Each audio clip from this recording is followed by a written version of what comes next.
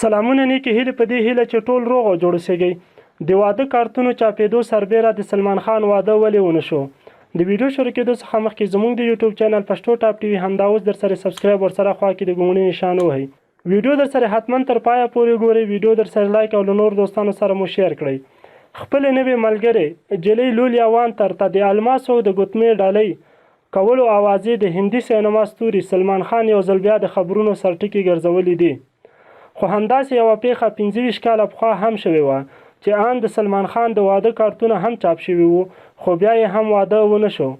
دا د 1944 میلادي کال لسیزې پیښه ده چې په هغه وخت کې د هندي سینما ستوري سلمان خان او په تریدیو فلم کې د اوی اوی ګرل مشهوري لوړ قامت لرونکي فلمي لوبغاړي سنګیتا بیجلانی ترمنځ اړیکې وغځېدې او دواړو د واده کولو پریکړه وکړه. د سلمان خان پلار سلیم خان او میرنۍ مور هیلن هم په دې خپلوي خوښ وو. د واده کارتونه هم ویشل شوي وو، خو پر همدغه مهال سنګیتا بیجلانی پر سلمان خان د بېوفایۍ تور ولګاوه او له واده کولو یې ډډه وکړه. دغه وخت کې د سلمان خان او پاکستاني نژادي فلمي لوبغاړي سومي علي ترمنځ د مینې او اړیکې اواز ډېرې وې چې رښتیا هم وې.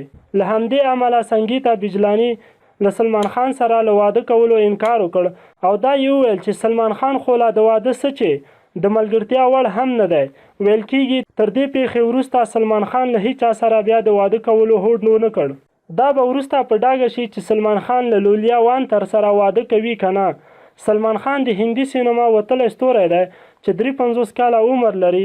د هغه د واده په اړه هر کال اوازې خپریږي، خو تر اوسه یې واده نه دی کړی. نوموړي په خپل سینمایي ژوند کې ګڼ شمېر بریالي او وتلي فلمونه جوړ کړي دي چې په دې وروستیو کې هم د مینوالو د خوښې وړ فلم نندارې ته وړاندې کړل. ویډیو در سره حتما لایک او له نورو دوستانو سره مو شیر کړئ.